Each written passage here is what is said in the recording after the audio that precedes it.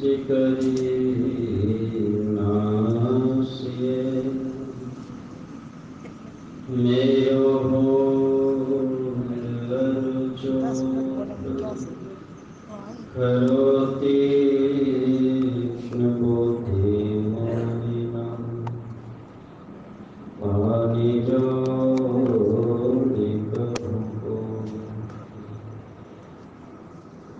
धन्य धन्य सतगुरु सुखद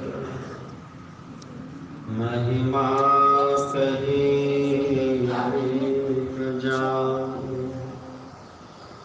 जो कछु कहूँ तुम्हारी कृपा मोते कछु न बसा।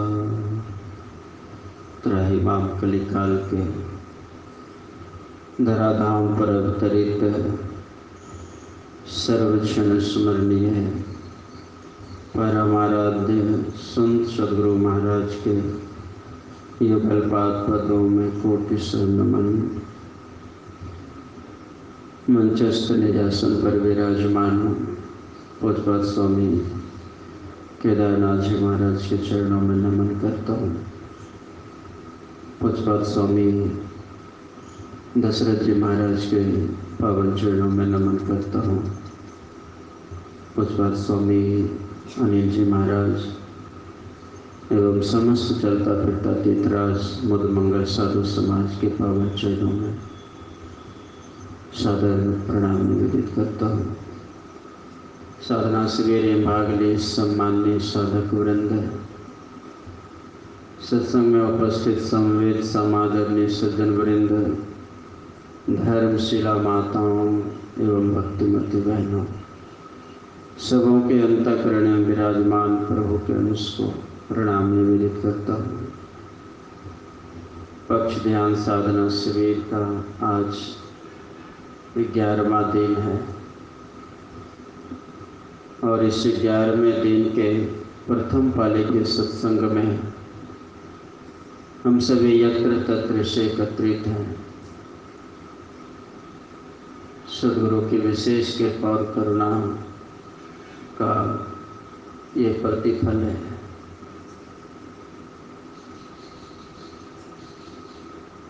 और इस प्रथम पाली के सत्संग में हम लोग सुन रहे थे तेजो बिंदु उपनिषद, तेजो बिंदु परम ध्यान विश्वात्म हृदय संस्थित। तत्पश्चात संत कबीर साहब के वाणी को हमने सुना, जो कोई निर्गुण दर्शन पावे। और अंत में हम अपने परम आराध्य सद्गुरु महाराज के वाणी का पाठ सुना। एक बिंदुता दूरबीन हो, दूरबीन क्या करे।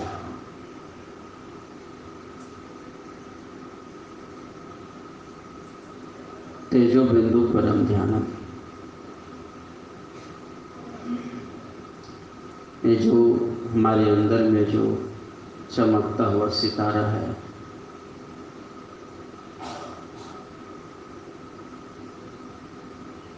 सबसे बड़ा प्रकाशमय।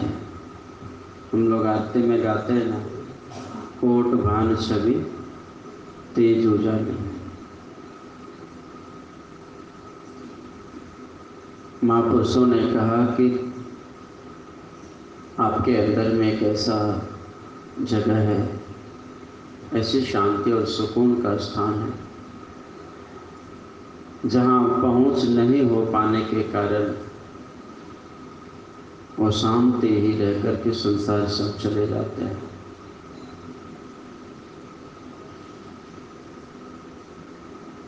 उस अंतःकरण के बिंदु की खोज करनी चाहिए।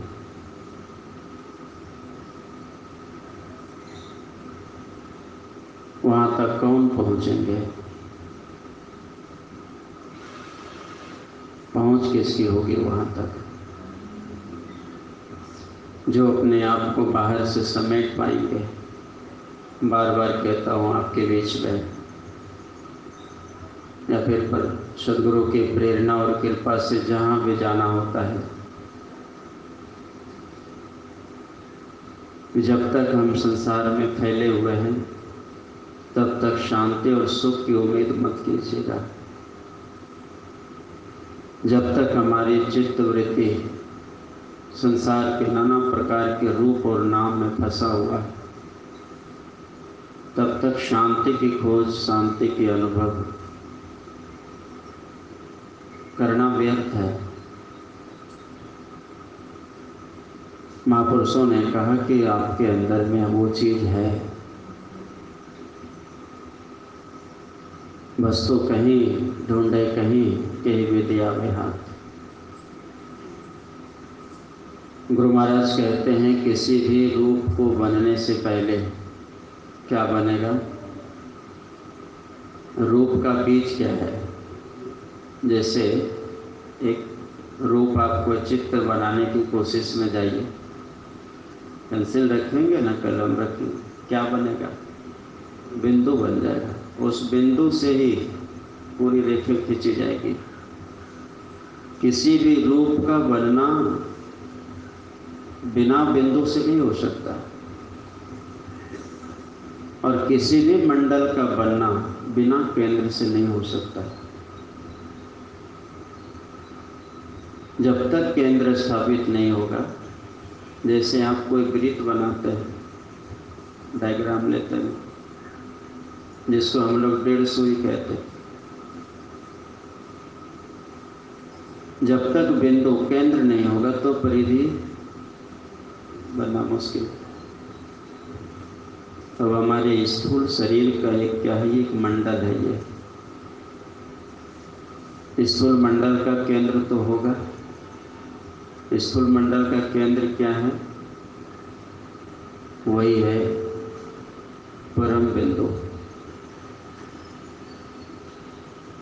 जिसे हम आज्ञा चक्र कहते हैं। और वहाँ पर हमें पहुँचने की ज़रूरत है। तो कहाँ हम हैं? कहाँ हमारा वासा कहाँ है? अभी जब हम जागृत अवस्था में तो हम कहाँ रहते हैं? मनिहारी में। जब हम जगे हुए हैं तो दोनों आँखों के बीच में हम हैं। मन तुम बसो चौथा नैना में ना, मन तुम बसो तीसरो नैना। दृष्टि 5 प्रकार की होती है। जागृत की दृष्टि, स्वप्न की दृष्टि, मानस दृष्टि, दिव्य दृष्टि और आत्म दृष्टि। 5 दृष्टि है। अभी ये जागृत की दृष्टि काम कर रही है। तो जागृत की दृष्टि जब रहती है तो 14 इंद्रियां एकदम तैयार रहती हैं, और इसीलिए हम ज़्यादा दुखी होते हैं। जितनी नौकरानी आपके साथ में है ना, स्टाफ सब, उतनी ना टेंशन है मालिक को। मालिक को जितना नौकर उतने झमेला। ये मत सोचिए कि 10-15 नौकर है तो हम शांति में हैं। महापुरुषों ने कहा कि जिनको 10,000 व्यक्ति से संपर्क है ना, वो 10,000 दुख है उसको। जिसको 5,000 से संपर्क है तो 5,000 दुख है। जिसको 100 से तो 100 दुख है। 50 से संपर्क है ना, 50 दुख है। 5 से संपर्क है तो 5 बेटा है तो 5 ना तकलीफ होगा ना आपको। लोग कहते हैं सीना ठोक कर गए, हमको 5 बेटा है। चिंता मत करे, तुमको 5 झमेला है। 5 टेंशन में हो। विदेश में भी रहेगा, खबर आ जाएगा है विदेश में, लेकिन यहाँ ट्रांसफार्मर ढीला पड़ गया, परेशानी में है। संसार में जितने फैलते चले जाएंगे, ये सुख का साधन नहीं है, ये दुख का साधन है। संसार में फैलना मतलब दुख को बटोरना, दुख को जमा करना। जिनको 2 व्यक्ति से संपर्क है तो 2 दुख है, और जिसको 1 ठो से है तो 1 ब्रह्म, 2 सुखी, 3 गृहस्थी, 4 खटपट। 1 ब्रह्म है, 2 व्यक्ति है तो चलो सुखी है, आपस में चल जा रहे किसी। और 3 हुआ जैसे गृहस्थी हो गई, और 4 होगा तो खटपट होगा। और यहाँ तो हमें लगता है कि संसार में इतना फैल जाए, इतना संपत्ति हो जाए, इतना पैसे धन पुत्र पुत्रियाँ पूरे हो जाए, उसके बाद हम आराम से जिएंगे। अफसोस है, ये उल्टी सोच है, कदापि नहीं हो सकता। जितना आप फैलते चले जाएंगे, बस जस्ट लाइक ये संसार एक दलदल है, और दलदल में यदि आप खड़े हैं, अस्थिर हैं, तब तो जल्दी नीचे नहीं जाइएगा। कहीं उछल कूद कीजिएगा तो धंसते चले जाएंगे। संसार वैसे हम धंसते चले जा रहे हैं, सुख की खोज में चले जा रहे हैं, लेकिन अफसोस नहीं मिल पाता। तो ये पूरे फैलाव का केंद्र क्या है? एक बिंदु है। तो हम जो इस संसार में फैल चुके हैं, हमारी जो चेतन वृत्ति शरीर में फैली है, जिसके कारण ये 5 ज्ञान इंद्रियां कार्य करती है, इन 5 ज्ञान इंद्रियों से हमें अपने को समेटना होगा। समेटने के लिए क्या जेसीबी लाना पड़ेगा ना? अपने चेतन वृत्ति जो शरीर में फैली है, कुछ मशीन लाने की ज़रूरत है ना समेटने के लिए। समेटने के लिए क्या करना होगा? अपने मंत्र का सहारा लेना पड़ेगा, और मंत्र के सहारे आप अपनी संसार की बातों को और रूपों को खत्म करेंगे, और धीरे धीरे क्या होगा? ऊर्ध्वगति होगी, आप सिमटते चले जाएंगे, और जहाँ से आपका उतरना हुआ है इस पिंड में जहाँ उतरना हुआ है, जहाँ से वहाँ आप केंद्रित होंगे, तो क्या होगा? मध्य सन्मुख बिंदु झलके लखले, वहाँ से पंथ है, वहीं से हमारी रास्ता है। इसके लिए हमें पूरी सतर्कता और सावधानी के साथ गुरु की बताई युक्ति का पालन करना चाहिए। बिंदु में न मोटाई है, न लंबाई है, न चौड़ाई है।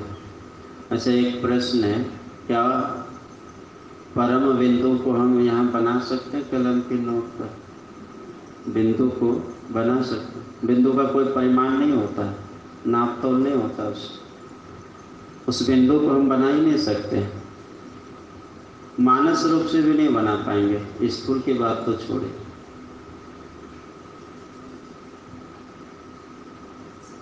कहा वो बिंदु, क्या कहा? आप ही वह बिंदु झलके।